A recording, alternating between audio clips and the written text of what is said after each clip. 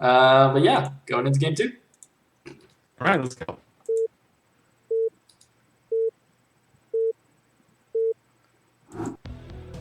Alright, at the bottom right position as the blue Zerg will be eOnzErG. And the top left as the orange Protoss will be Dewalt. And on this map, which we're already talking a little bit about, you know, the difficulty of taking maybe a third, things like these. That's gonna be quite tricky in PvC, right? Like a few Zerglings running in from different angles might be quite annoying. Yeah, You can still make cannons, so that's, I mean, kind of helps a lot more than in other matchups maybe. But after the third, I mean the fourth, I guess the corners are probably the best bet for Protoss. I think going for something similar to what Dewalt did last game, where you basically put on pressure non-stop, first with speedlots, then with follow-up Zealot Archon, might be the way to go here. And, you know, sneaking in the third base while you're attacking. So we could see something very similar to last game, because, yeah, I agree, it's not the easiest thing to take the extra bases here. Yeah, I mean, definitely putting pressure on the Zerg while you're expanding is always good, as long as you can run away well enough if it doesn't go your way. And after the last game, I wouldn't be surprised if the Dewalt went for that, especially because last game he went for Forge, then Nexus. Yeah. And on this one, he gets the Scout, so he knows exactly what he's dealing with. Yeah, I don't actually know the travel distance here, so we can see Zerg going for Overpool. I don't know if that still allows Dewalt to go Forge, Nexus, Cannon. I feel like he might have to get the Cannon first.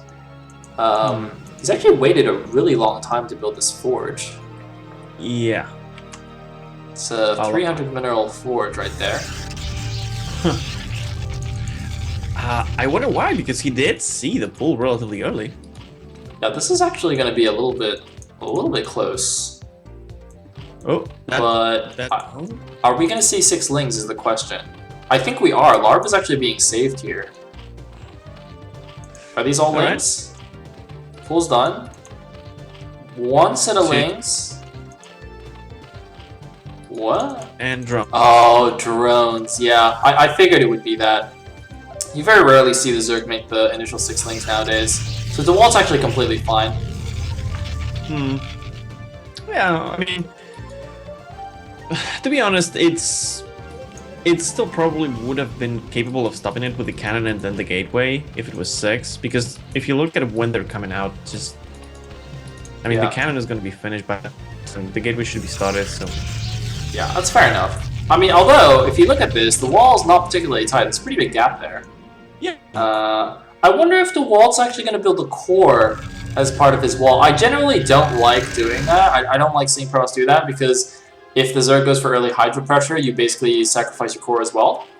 Yeah. But, you know, given this wide opening here, he might decide to do that. I mean, I think I'm not really sure, but I believe if you're going for something like Corsair Reavers, then maybe if you're using your first Reaver to kind of, you know, defend that core, maybe. But if you're playing a normal game style, yeah, I don't think it's that cool. If you then, after the core dies, the Zerg decides to go for something like maybe Lurkers and contain you, then you have to wait for the core, then for the range of the Dragoons. I'm not sure that would be ideal. Yeah, looks like Dewalt agrees he's going to build the core in the main base. To be fair, I haven't actually seen his Protoss build a core as part of their wall in a really long time, probably because of those reasons. Yeah. I mean, wait a second, is there any, apart from a possible very early Lurker content, is there anything that really forces you to go Dragoons? Because mostly you want to get the tech that you get after the core. The core itself, for quite a while, is not really that important unless you want that +1 for the Corsairs, maybe? Yeah, I mean, yeah, exactly. Unless you're getting +1 Saras, you know, you don't really need it for a while. I mean, barring some kind of funny Dragoon all-in, which I do like. I think they're very funny to watch. But yeah, unless you're doing something like that, it's not critical. Do you see the Stargate on the way now, by the way? And so Lair is close to finishing. Stargate so far looks actually quite similar to last game, because the +1 for the Zealots is started already, and no Citadel yet. No, not yet. Unfortunately, the first Zealot's gonna get caught on this bridge. Gonna die without even killing a single Zergling. Which is a bit of a sad life there for that Zealot. And he adds a pylon. Quite an interesting way to block this. Ooh. Good. Yeah, I like that. That's cute. That's good. I didn't know you could do that. I haven't seen any walls on this map. This is the first PvZ I'm watching on this map. So yeah, that's nice. I like it. Good stuff. Good stuff. Oh! Clutch. Very, very close. That would have been a very horrible way to lose the game. Okay, so Citadel is started, so it might be the same thing as last game. Let's see. I think it is. I think it's definitely the same build as last game. I mean, +1's on the way. We'll have to see how it works here. I mean, the Zerg bases are in a similar situation. The third is quite exposed from the two openings. He may build a bit of a mini SimCity here with the extra hatchery, but again, gonna be something he has to be careful of. And you can't especially even at the third, because at the third, if you run the Zealots from one side or the other, you need a different SimCity for each. Yeah. I think I was more thinking along the lines of like building. Well, never mind. I was gonna say he could build that Evo chamber to the top right of the upper hatchery and build the sunken inside next to the mineral line. But he's not doing that. I'm actually confused about this Evo chamber positioning. I mean, the problem with that is that it will mess up your economy a little bit, and Yeah, a tiny bit. maybe just that. Although, to be fair, maybe, I mean, I don't know how many games eOnzErG played on this map. Maybe he doesn't really. He's not sure how he wants to do the SimCity. That is also a good point, actually. I completely forgot about that. But yeah, maybe he just doesn't know. He's just making it up as he goes along, which would be quite funny. It's like a couple of skirts chasing me. Hydras started, so Ooh. this might be. Wait, Sorry. Yeah, that killed the Corsair, right? Yeah, you got a nice sandwich off. I didn't even see where those extra Scourge came from. But +1 attack, it's interesting. The range attack, you would pretty much only see that in ZVP at this stage, and only then if Zerg's going for a more mid-game focused, big Hydrolurk armies, which is good, which is cool. I like that. +1 finishing as well as speed is finishing. So the same thing, as you mentioned, it's the same thing pretty much. Then follow it up by four High Templars. Yeah, 4 High Templars. So, but this time it's gonna be Hydras, and it's gonna be with the Sunken and with the SimCity. Yeah. Actually, the SimCity, I just realized the eggs are part of the SimCity blocking the Sunken, which is actually really cool. I don't know if that was intentional or not, but that's actually really nice. So this attack is doing almost nothing here. So eOnzErG, adapting quite nicely, stopping this attack. What I do like from Dewalt, though, is he made 4 High Templars instead of 2 High Templars and 2 DTs like he did last game.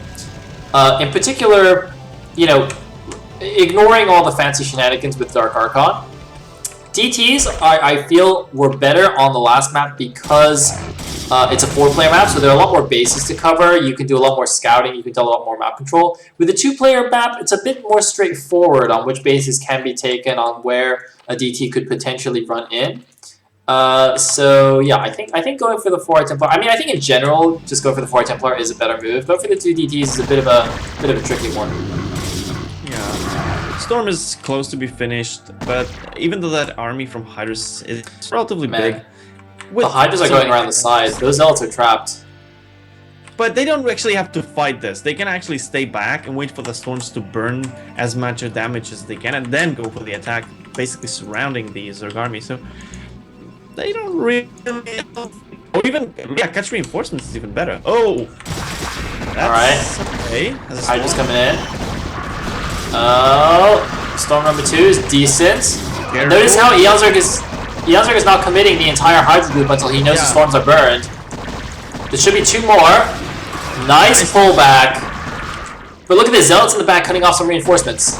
Yeah, that's very, very good. So, Storms, they're not really doing that much, but the Hydras shouldn't be reinforcing too well. Yeah, did he actually burn all of his Storms? No, he's got 1 more. He's holding it. He's holding it. Hey! Not the best. Not a really good Storm, though, but that's going to be enough, I feel, to stop this. With the cannons and those Zealots, that should do it.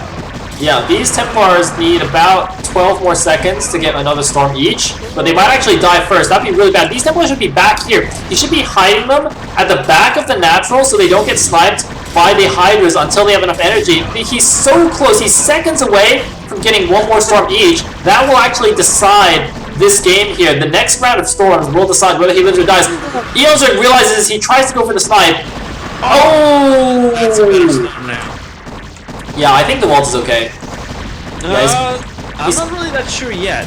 He's got 2 more storms here. He should be okay. Not the best storm there. Oh, that's a better one. Yeah. He's just using them so he can make the Archons now. Yeah. And he should be able to stop the reinforcements. That was really close, but nicely held. Ooh, look at the amount of gateways in the main, actually. From Dewalt. Yeah. Yeah, that's what I mean, is that the reinforcements will be a little bit too much in these low numbers. Because now that the numbers are low, the speed lots will be able to handle the Hydras quite efficiently.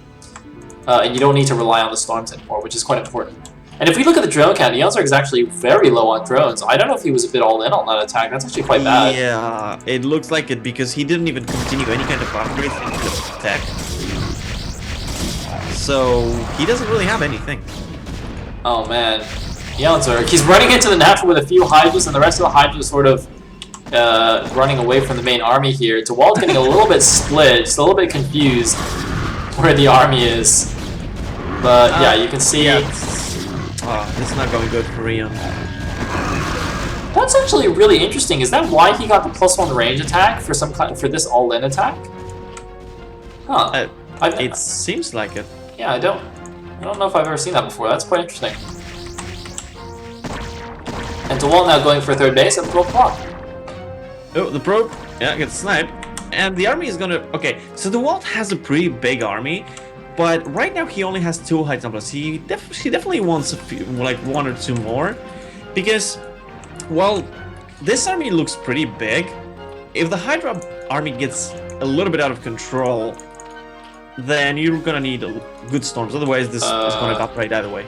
We've got a bunch of mutas being made. That's curious. I mean, I guess that's for High Templar snipes.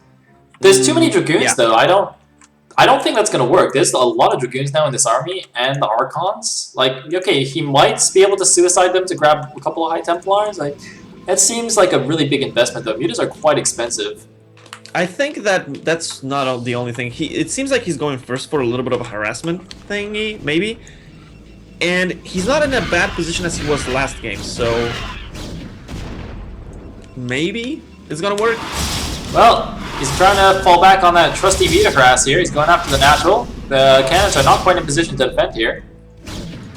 But yeah. Oh man, he's walled the Dragoons out. The Archons and Goons can't get back here. They're walled out. Oh. He actually can't get in. That's not good. Oh my god. It's pretty troll. I think he might just go for the all-in counter. I don't really like that idea. I mean, it should work because he has a massive army, but I mean, look, he's making a third, and at the same time he can't mine from the natural, and he's going for an all-in. That's a big. I don't know. It can backfire. Yeah, looks like the mutas run into the main base as well, do a flyby harassment, but there are 2 cannons that are finished. And here we go, the big Protoss army is now, it's in between the natural and the third. And here we go, the Hydras are all here, the Templars are lagging a little bit behind. That is so many Dragoons. Remember, Dragoons, very, very actually powerful with the High Templar support here. The Hydras, what are they going for? Are they going for the High Templar? Oh man. But even if he snipes the High Templars, what is he going to do about the rest of this Protoss army? That is such a powerful army. Mass defenses being made by eOnzErG. This is an army-on-army engage. The Overlords are actually tanking a lot of the Dragoon shots, but a nice storm. Oh man, 2 nice storms on these Hydras. And another one. Oh man, the muta's coming in now to try and do the High Templar side of the I think the damage is done, and they can't even get one of the High Templars. High Templars don't even have energy. They should just turn into an Archon. I mean, this was a very, very sloppy engagement by eOnzErG. Losing first those Hydras, the Overlords did more, I think, for this army for eOnzErG than the actual Hydras. Yeah, the Overlords were actually pretty beast there, but unfortunately, pretty much all the Dragoons remain, And eOnzErG just doesn't have the production to stop this. He's down to 43 supply against 107. I mean, even though the Protoss third base is completely empty, it's irrelevant. Yeah, it doesn't really matter. Wow. I cannot believe that Dewalt has pretty much just stomped eOnzErG 2-0 there. I mean, these games were... Okay, the first game I guess was kind of close, but to be fair, it would have... eOnzErG was behind pretty much the whole time. He just had to do really amazing Unimicro to come back. Now, he's kind of doing some damage, but there's a big reinforcement army coming through the middle. So once that gets there, just that's it. Damn. Well, I mean, I'm quite surprised, but I have to say Dewalt played this really, really well. eOnzErG losing his natural. GG and good luck. Wow. And Dewalt 2-0s his way to the quarterfinal. I am very surprised, but very happy Protoss showing up here today. Woo! The Sack was pointing out that it's a little bit weird that eOnzErG didn't go for a macro kind of game style. Yes. I have to say that on Neo Jade, maybe, but on Overwatch, I wouldn't be. That doesn't surprise me at all. Yeah, I mean, it is definitely weird because the standard wisdom is the better player goes for macro games, the worst player tries to cheese him, right? Yeah. But for some reason, eOnzErG decided to go for what was pretty much a Hydra all-in. I mean, I think he had 5 hatches. He technically had the 3 bases, but his drone count was very, very low. He got a very fast +1 attack upgrade, and he built a lot of Hydras. So, he had to do some serious damage with his attack. And it almost worked. It was actually quite close there for a second. I'm actually... One thing that really bothered me in that attack, those 4 High Templars that were waiting there, eOnzErG could have actually just sniped those. Maybe suicided a couple of extra Hydra, just ignoring the rest of the units. But I feel like most Zergs in that situation would have gone for the High Templar there. But he waited just long enough for them to get 1 more storm each. That's 4 extra storms in that engagement. It doesn't matter how well you dodge them. Those storms were killing at least, a couple of Hydras each, which is huge in that situation.